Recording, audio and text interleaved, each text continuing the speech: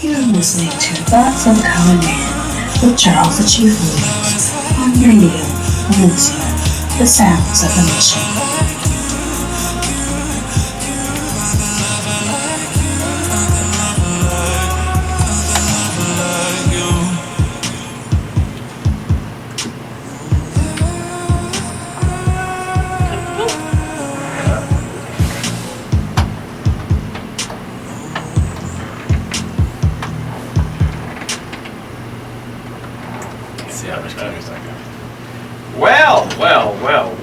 Well, it is this great and bright Tuesday day, and again, we have Jasper Smith. We had Jasper a year ago, and I'm going to tell you, we had a blast of a show. We had a good time. We had all these really nice comments from all the ladies about Jasper and his handsomeness. You know, I told the boy I could sell him, I could market him for $29.95. You know, and I don't chaperone. So I don't have responsibility for nothing in between or thereabouts. Seriously speaking, finance. We're getting ready to go into a season of chaos, confusion, and a whole lot of other stuff because we don't know where the economy is going. Am I right, Jasper? Yes. There's a big question mark out there. And we got to sit back and see what unfolds. So where are you at in all the midst of all this stuff? It's not going to stop my hustle. I think it's going to make your hustle better. That's yet to be determined. I mean, I'm sitting back and just kind of watching. We'll see what happens. I mean, there's a lot of speculation about what may or may not happen in this country and throughout the world, and so I think there's a lot that's unknown. People can speculate all they want to, but again, it's going to be just a matter of time until we see how it all unfolds. From my brain, thoughts of a common man, I'm going to put my synopsis in the situation. People are going to have to start saving again. What do you think about that? Yeah, they should have been saving the whole time. Well, that's not the point. Yeah, they got to. You know, you have saving should be the first thing on your list you should be doing. I mean, even if it's $1. You can do $1 a month, then that's better than zero. We gotta start somewhere. Wow. I'm all about trying to do simple things when I talk to people about their finances, and I think we tend to overcomplicate, you know, all of these things that happen in life, but a lot of times we're not looking at it from our own perspective. We're looking at what the world thinks we should do, what my coworkers think I should do, what my family thinks I should do. You really got to sit down and have an assessment and kind of a self-assessment to see what is it that I want to accomplish and what is there out there that can help me achieve my goals. And then you make a plan. That's it. It sounds really simple. It is simple. It is simple. But most people don't have a plan, and so they're at the mercy of the media or, again, outside influences that cause them to do something. Stupid thing. I'm not gonna say it's stupid. I'll say some stupid thing. They do some stuff. I've seen people who are rushing to buy new cars and don't know what's going to happen. People are rushing. I mean, they're getting into mega debt. You know, I'm following the debt ratio of this country right now before Obama gets out of office. It's bad. And it's climbing and climbing tremendously. And it's going to keep climbing. And it's going to keep climbing? Yeah. So when do we stop? When do we come to reality? I don't know. Talk to your local official. That's just like talking to a bucket of mosquitoes in water. Yeah, I mean, there are a lot of systemic issues, and we all know that. The world will continue to go on no matter who's in office, no matter how high the debt grows from our country's standpoint. And until people realize, again, how it's affecting their personal outlook on things, how it affects their goals, how it affects their livelihood, I don't think much is going to change. You know, I think it's a matter of whenever I feel like it's time for me to act right, everything will kind of fall into place. Wait a minute now. You mean to say you cannot buy you a hoopty with cheap Chinese wheels on it and a $2,000 paint job and some Michael Jordans and say you're successful? You could, if that's what success means to you. if that's what success means to you, and unfortunately there are a lot of material items that equal success in people's eyes, and if that's the definition of what success means to you, I think a savings account is a better success rate or success indicator than anything. Having that money on the side for when you need it and crisis comes to your household or to you, or mayhem comes to you. Am I right? You are right. When you have that savings, certain things just don't become a big deal, if you will. I mean, things are always going to happen. The emergency is going to pop up. But when you have money in the bank, that problem looks a lot smaller than it would be if you had my stories. And I had a story right before Labor Day. Okay. My buddies and I went on a trip out of the country, and I had an emergency a week before. It's this thing called car trouble. Now your car is going to act right a lot, but there's going to be that day where it don't want to act right. You ain't got a hoopty, do you? Nah, she's solid, but again, she needed some work done. Oh, okay. And does anything that runs? Yeah. So, you know, I had a decision. I was talking to the mechanic, and he was like, well, here's how much it is. I was like, all right. You know, I was a little mad, but I thought about, oh, wait, this is exactly why I save money. That's right. I was still going to go on my vacation and do my thing, have my good time, but that's right. The fact that I had that foundation already built, it was just, okay, this is a part of life. Like, things are going to pop up that I didn't expect right before a vacation. But again, the vacation was planned months in advance, so I had already covered the cost of that trip, and I had to plan on how much money I was going to spend on that trip. So this emergency kind of popping up was like, all right, it's unfortunate, but the money was there, and I took care of business. Didn't miss a beat. Now that's what it's all about. Yeah. Not missing the beat. That's right. I want to ask you something. This is a wild, crazy one, okay? All right, fire away. I'm going to throw one at you. And, you know, I know this out of your expertise, but I'm looking for an opinion. Okay. A lot of people are asking and looking at the stock market right now. What do you think about that? I think it's always a good day to invest. And here's why I say that. Partly because we'll never know what day is going to go up a lot. We'll never know what day is going to go down a lot. The people who have the most success in the stock market are the ones who actually are in the market. Long-term investors. Long-term. If you're looking for short-term, good luck. I hope you make it. I hope you do. But nobody can control the stock market. It's a beast. Well, I'm going to go down and buy me some of those $12.99 tennis and hope, huh? Yeah. Because you know what? Long-term investment has always proved to be very prudent. Yeah. Am I right? You are exactly right. Have you ever gives good security? Yeah. Depending on the window when you're looking, it could be bad. And I think when I talk to people about their accounts, like, oh, it was a bad month. I'm like, okay, well, how did it do the last 3 months? How did it do over the last year? And you get people to open up their scope, right? Their focus is always the statement, right? So you're looking at a trend. You are. And you're looking at the long-term effect. There are going to be those bumps along the way. But there's a chart, and I forget what and there's probably multiple companies who have a chart or the data that looks at the stock market returns from the Great Depression. And they look at how the stock market in the aggregate has gone up consistently over time. Despite all the natural disasters in the world, in our country, president changes, you look at anything that's bad that's happened, there's a diagram that shows all the bad stuff, and then how still over time the stock market has gone up. Like, I don't need somebody to tell me the stock market is good or bad. I'm just going to look at the facts. The facts are, even since the Great Depression, the stock market over the long haul has proven to be a great place to have the best.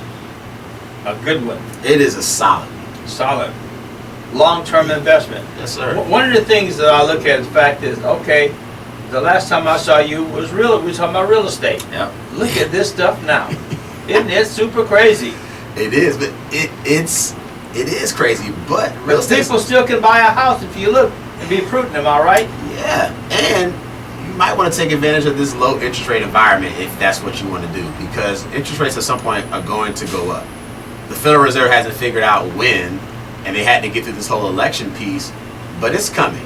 And so a lot of people, if you are thinking about it strategically, this is a great time to get locked into a lower rate, because the rates are for certain going to go up at some point. Well, you know, I was looking at 2.75, 15-year investment. But since I'm almost 74, in 15 years I'll be almost 90. So it ain't gonna matter. But it's like this. If I live to be 100, it's gonna matter, isn't it? That's right. You know? Yeah, and then if you want, you know, if you want to adopt me as a son, you could just, you know, in terms of legacy planning for yourself, you know, I'll inherit that property and we can continue on the legacy of the chief. I think I missed a beat there. I think I fell in a hole or something, didn't I? So we're talking about legacy and creating generational wealth. You know, property is a great tool to pass down to future generations. You know, over a period of time, I bought a little bitty house in El Sobrante for $399 a little bit over 2 years ago. And the lady knocked on my door yesterday and said, "Oh, sir," you know, and she's all happy and bubbly and smiling. "I think you can get $600,000 for your house."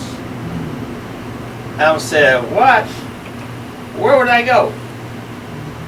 "Oh, you can move into Fairfield. There are homes over there that you could really buy."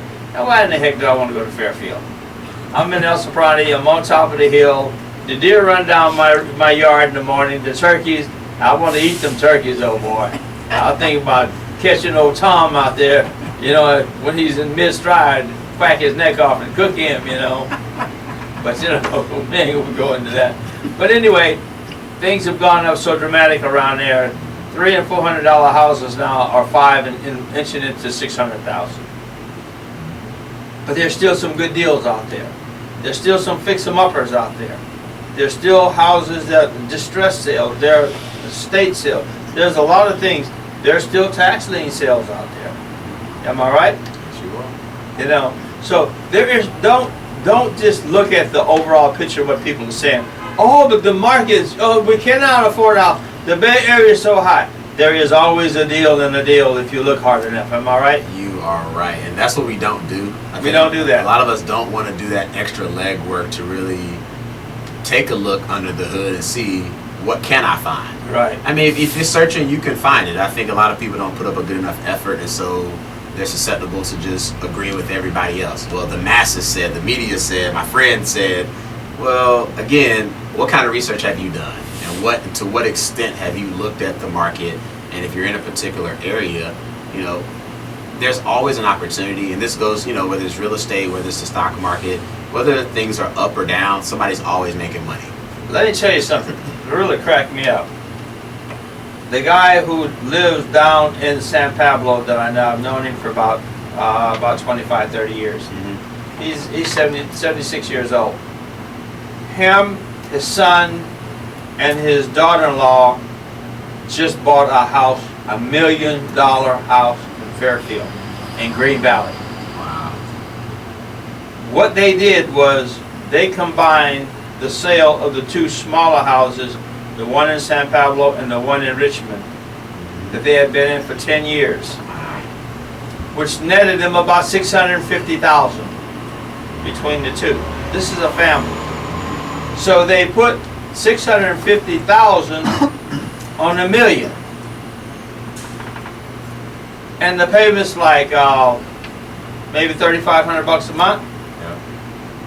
But here's 3 families living together, and the house has 6 bedrooms. It's on 3 acres, 2 3/4 acres. It's 5,000 square feet, 5,421 square feet. That's a big house.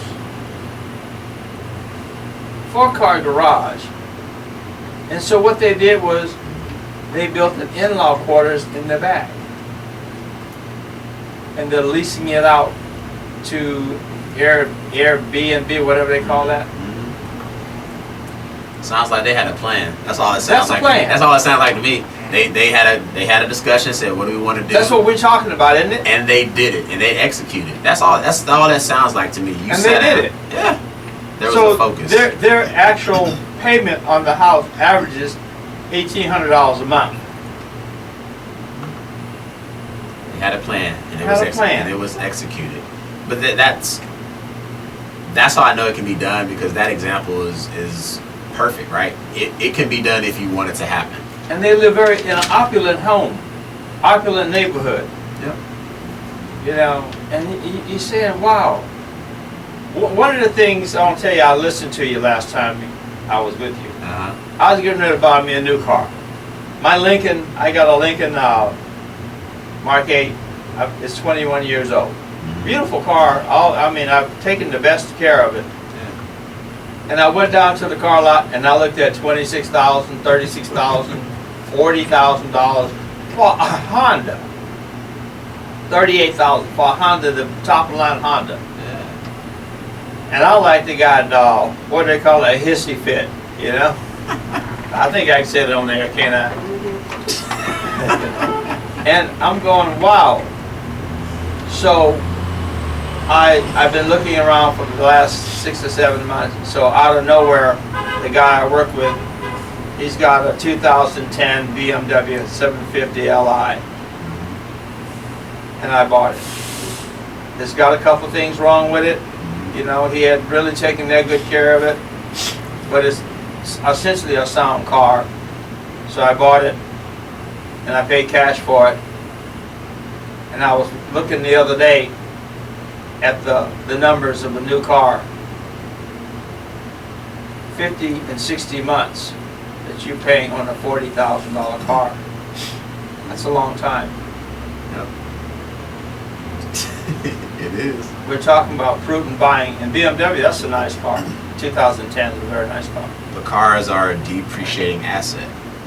They depreciate 28% the minute you drive it off the showroom. So I'm all for you wanting to have the nice car, but one, is that payment going to affect your plan? Because if it's not, I mean, have all the nice stuff you want if you can afford it.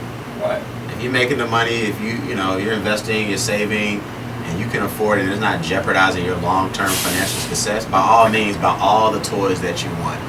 The problem is most people aren't doing that. The reality is that people are, again, getting sucked into that notion that I need to show that I'm successful by the stuff that I have. So we go back to that term plan again, right? Yep. His family in Green Valley. I mean, I was just blown away when I saw the house. The master bedroom is 30 by 35 with a jacuzzi in the main bathroom. Then it has on both sides of the jacuzzi there is a his and hers bathroom. Okay? And you walk up this little short thing of stairs, there's 3 bedrooms to the right, and they're as big as my house almost. And 2 more to the left, where the daughter and her son, the daughter-in-law and her son and her husband live.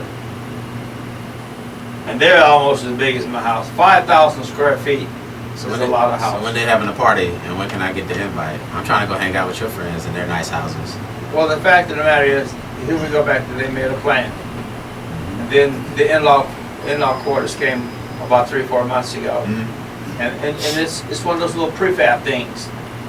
They roll it in pieces on a truck, put it up, put some plumbing in it, and it's averaging $1,500, $1,600, $1,700 a month. I mean, and there's one guy said he will rent it out for $1,700 a month as a home to live in.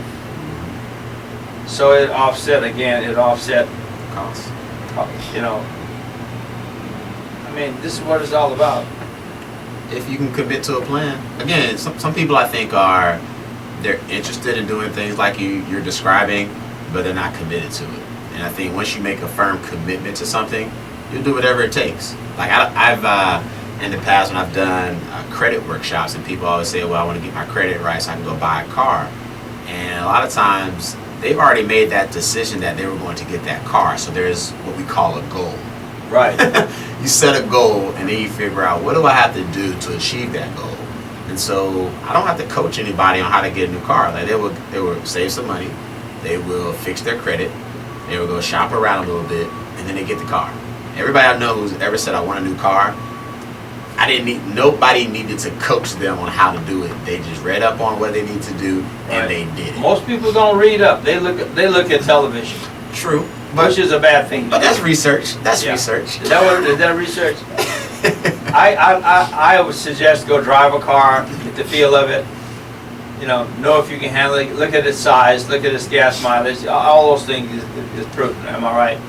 That's a good investment. That's investing. Another form of investing. But now you got to think about it too. So let's say you're going to buy a brand new car, pick an expensive car that exists. With the car sharing programs like Lyft and Uber, I mean, a lot of people buy these expensive cars. They can afford that payment on their own, but now they may have another source of income providing, the car is providing actual income. And so now you have the fancy car, but you're making money from the car. So now it didn't look like a bad decision, right? Yeah. And so you have, monies that you're bringing in from the shared economy where it's like, all right, now I got money that can pay that car note, that can pay the insurance on the car. So it might not be a bad idea in some regards. But again, if you've planned it out that way. Yeah. I'm looking at the fact that buying cars is a risky business right now because of the economy. Am I right? Yeah. But interest rates are still low. Yeah, I mean, if you were in the market, trying to lock it in get it while now, you can. Yeah, do what you got to do, get it done. But interest rates will go up for sure. Okay, we gotta switch this situation here. Talk about investing by young people. They don't do it. Nope. They don't do it. What do you say to young people when you tell them they need to invest? Most young people, I think they want to live, a prosperous life. And you can only work so many hours in the day. It's true. And so if you can only work X amount of hours in a day, how else will you obtain all these riches? Then comes the conversation of investments, right? And investments are set up, for that purpose, right? I can only work so many hours. So what can I do with my money to help grow my money without me having to work for it? There's something out there that can make me money that won't require me to do any physical lifting, any reading, I could be asleep. And there's something out there that can make me Okay, money. we're gonna talk about credit cards. All right. I ran for mayor 3 years ago, if you remember. And my credit card debt was like $35,000, $40,000. Well, in 3 years, I've cut that down to less than 8. And what I did was every payday, every cycle of pay, I would put an extra $75 or $80 on each one of them. And that cut the interest, that cut the time, and I was just blown away at the balances. And my suggestion is don't use those cards right now because you don't know where the this economy is going. But people are using credit cards big time. So they're living plastic. Yeah. So again, it's am I using credit cards effectively? And here's what I'll say. If you're using that card and you're not paying off your balance, you're giving more money to the financial institution by way of the interest that they're charging. Now, in a perfect world, if you were going to be living off of credit, and let's say your food bill for the month was $500, and that's how much you spend every month on food, and you use that credit card. Wait a minute, back up. $500 for food? Where are you shopping at? I don't know anybody can live off $125 a week is about what you average. But if you go out, there's another 100, a 200, or 300. If you have something, that you need to do that comes up ancillary, there's another 200, 300. You can get where do $500? You can't go to McDonald's for $10 now. I didn't give any context. I just threw out a number. Okay. Oh, okay. I had to attack you. But again, if you're using back to my example of the 500, if that's what you're spending every month, and you put the money on the card, you get your statement the next month. If you had the $500, then you pay off the balance in full. So you don't owe the financial institution any more than what you actually borrowed, right? If you kept doing that, then one, if you have a card that offers you rewards like travel miles, cash back, points, whatever the system is, that's how you effectively use credit. However, we don't do that. we spend the money that we don't have, and therefore we owe more than what we actually spent. So if I have this, $500 bill, but I only put down 100, then I still owe, the 400 in principal plus whatever the financial institution is putting on top of that. You can avoid interest. The interest rate shouldn't apply to you on a credit card if you pay your balance off in full every month.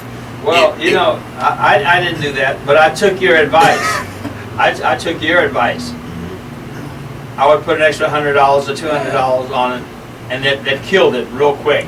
I think, did we talk about the debt snowball technique? I Yeah. think I might have mentioned. Yeah, Yeah, we did. Because when you have all those cards, it can be a lot. It can be very overwhelming. And so Right. even when I talk to people, I'm like, look, you can't get them all paid off when you want to, but here's a strategy. Yeah. And all you do is you gang up on the smallest one, and once you knock that smallest balance out, I mean, your whole outlook changes. That is exactly what I did. And the lady wrote me a letter. Oh no, we've extended your Of course, credit. that's right. I got 3 letters, as a matter of fact. Yeah. When I was $40,000 in debt, credit cards. They weren't trying to holler at you. They didn't say nothing. But boy, the minute them things got down like $2,500, $2,100, $3,200, I was getting letters every day. Come on. Increase. Let's see if we can bring. And that's the carrot they will always dangle. But if you can manage it effectively, it's always great having access to more capital, because again, if you're doing entrepreneurial things, you're gonna need to. It's always good to have access to the money. Yeah. It doesn't mean you have to spend more, but the financial institutions know that when they dangle out that increased limit, they know you're gonna spend more because you have perceived to have more leeway. The perception alone is what causes people to act a fool. Land value, okay, and real estate again. Actually, I want to know, what's the November challenge? The November challenge. All right, so I've been involved with the Urban Financial Services Coalition for about 5 or 6 years now, and so we were trying something that was creative in terms of getting people aware of the various nonprofit organizations here locally. We're a national organization, but it was more so trying to get people just to understand what we're trying to do. And it was a creative way to, raise some funds, but also raise awareness about our mission. It's trying to actually help our communities to change that narrative, right, about finances. And this is why, again, like your call to action about emailing you about their financial issues, is that's what we got to start talking about. I mean, money's still a taboo subject, and until we start talking about it, like a lot more, like we talk about it, here and there, behind closed doors, but we don't do it out in the open. I don't want nobody all up in my business. But you're struggling, right? You're struggling. So unless it's like if you're hungry, I suggest you open your mouth and eat. And so, even Open your mouth and open the door. You should, and you got to be open. And so when you're not open to that dialogue, nothing's going to change. And so part of our campaign was, again, putting out our mission, our objectives, what we're trying to accomplish, and we're planning some things for 2017. But we know all the issues. It's just what groups, what individuals, what entities are there to help. And the Urban Financial Services Coalition is one of those organizations. You want to give all your numbers, where you are, how to get a hold of you, and all that stuff. I got a lot. Like which one should I give out? I'm not sure. I got a lot of different things I'm working on. Oh boy. What's the catch-all? The easiest one for that petrol. The catch-all. So catch-all. I think the I easiest. thought I said petrol. I think it's getting in the fire and start burning in here. So I'll give my personal email is it's just my full name, Jasper Smith, the number 30 at yahoo.com. I give that one out. That's the easiest one to get in touch. If you have questions, comments, concerns, let me know there. The best number is 925-364-4669. And shoot me an email, give me a call. I just want to help. I think it's not about me. It's about what do I do every day that I wake up here and go out into the world. And I actually feel like I can make a difference. So you're still doing classes? Yeah, I've been doing some workshops. We haven't done a lot recently. Workshops? Yeah, a lot of workshops. I have actually, through the coalition, through some of my other efforts personally, working on a whole series and trying to figure out where do I do them, what topics do I promote. I've been working with this hashtag. It's the buildwealth movement. It's something that I started, and I use that hashtag a lot because I realize I don't care how you build your wealth or your riches or how you get money. I just want you to have a plan around that. And so all I started doing this a couple years ago. I was just posting articles and things. Here's some information. If you use it, great. If you don't, that's great too, because somebody's gonna read it. And the funny thing about social media is that you never know who's reading it. And I've had a lot of friends back on the East Coast, and I'm from North Carolina originally, and I've had friends text me and say, hey, Mr. Build Wealth, I need some help. And the fact that they've been courageous enough to send that text and say they need help lets me know they finally have come into adulthood. Isn't that the first step in alleviating your problem, is asking for help? Yeah. Yes. It's a hard step, though. It is. But what's it worth to you, right? And until you can swallow that pride and reach out, I think you're going to constantly struggle. The sad reality is when you have a family, that's what hurts me even more. My family, now we have real discussion. I actually was talking to my dad this morning when I was driving into San Francisco. We just, we talk business, we talk life, but we talk about real issues.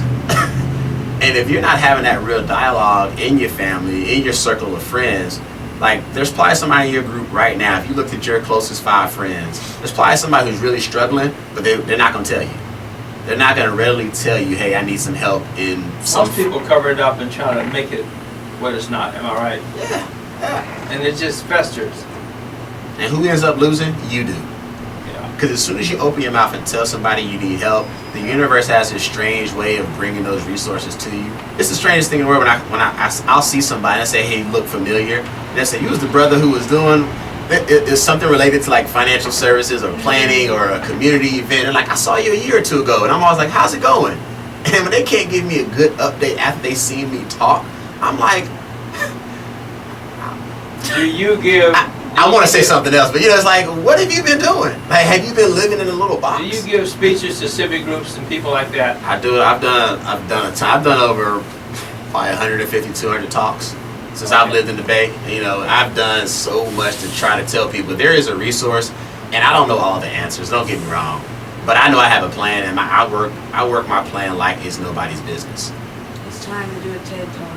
Yeah, that's on the list too. That is on the list, and I've looked at a lot of TED Talks, and it's what would my message be? So I'm still trying to formulate that because I know they're very particular about what you talk about. So I'm trying to think what would draw people's attention, and maybe it's something around the whole Build Wealth movement that I'm creating, and talk about the issues that we have, but some of these simple things that you can do. Fear in the financial sector of people's lives is the biggest element right now. I think it's fear, and I think it's embarrassment. I had a call, this was last month, I had a young lady call me, and we had about a 10 to 15 minute conversation, and within the first 5 minutes, she let me have it. She told me every issue she's had, and it was startling because she said, you know what, I'm almost 40, and I'm that person who it looks good on the outside, and I'm struggling. And I said, first of all, I want to thank you for being courageous enough to share that with me. And I don't know this lady, complete stranger. And all I said was, is this the first time you've ever opened up about this money issue? And she said yes. And she was almost 40. Had the house, had the car, the family, all of that, right? It looks good on the outside. And she had never had a serious conversation about money. And I said, how many more of her are walking around these streets? How many of her are in your circle of friends? Probably thousands. It could be you, and you could be the one in the group. And don't, it's when is enough enough? People always say, well, Jasper, when you blow up and do all this great stuff, don't forget about the little people. I'm like, yo, you could be a big person too if you so choose to. I don't have a little mindset, therefore I'm never going to be a little person. Okay, I got a question to ask you. Go for it. Debt consolidation, I hear that coming up back like it's wildfire again. Yeah. It scares me. It's an option. I think, again, if you sat down and really looked at everything that you owe, and then you look at, okay, if I have gainful employment and I have that steady paycheck coming in, I just got to do an assessment. I got to look and see how bad is it. First of all, we gotta call it out. How bad is it? Right. Most people won't even do that step. Right. They don't want to look at it. They'll ignore it. Once you look at it, now you know, okay, I've come to terms with what I owe. That cliche right there is the hardest thing to face. That's it. Yep. Am I right? You are. What do I owe, and how do I stop spending? And it's not going to happen overnight. And so I try to give people, you know, that comfort in saying you're not going to get this in 1 month. Like, honestly, if you're trying to start budgeting and planning right now, I wish you all the best, because there are these 3 holidays, and they happen every year at the same time. Right. It's Thanksgiving, Christmas, and New Year's. Right. And people come back in January flat broke. They maxed out on credit cards. And all I say is, did you not know these were going to keep happening every single year at the exact same time, and yet you continue to act a fool knowing that these holidays are coming up? Act a fool. Yeah. You're too old for this. You're getting together. 40 years, just think of some people 60-year-olds. I met them. And then they're in trouble. Yeah. 70 years old, they're in trouble. Yep. Meet them all the time. They will say, you know what, I didn't want to say this in front of the group. You know, we all private, right? Again, we scared to talk about this stuff. Young lady was 65, you know, good paying job. And, you know, she said, you know what, honestly, I don't have a plan, and I'm not sure when I can retire. And the look on her face, it scared me. So I don't even want to know the stress that is causing her every day she goes to work, knowing that she ain't got no plan. I said, yeah, and it hurts. And when you watch somebody talk and you check those nonverbals, you know it's real. Well, and you look at the body language. Yeah. You know, they be stressed out, they be wringing their fingers, they be digging in their hands. I see it all the time. And you know, one of the things that really get me is we think, one of the things, the biggest thing is we think what looks outwardly that impresses people will take care of the situation, but a lot of time that is the problem, all right? You're right. You know, and here's the thing too, it's having more money isn't your issue. Right. It's your mindset. Right. Because if you got $20 coming in and you can chop that $20 up 10 different ways, that means you got a plan. Right. So then you'll be ready when you're making the $40, the $100, $1,000. I mean, people always want to say, well, if I just made more money. You don't know what to do now. So stop clowning. It ain't more money. It's you. Let me make you laugh. I walked into the Jaguar dealer on Marin about 6 months ago. Mm-hmm. I saw the car on television, you know, the coupe, you know. Yep. I just wanted to look at it. I went in there with my cell phone to take some pictures of it, really. Do you know, before I got out the door, the guy had a prospective contract with me to buy the car. Always be closing, baby.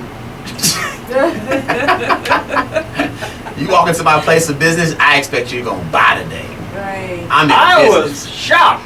I said, no, I just came to take pictures. He said, but Mr. Williams, your credit will allow you to buy this car. And I said, what? He said, you can buy it today. He said, and you don't have to make a payment for 3 months. I'm going, what? That's right. I can't believe that. Yeah, big money. Hey, did you buy it? Hell no.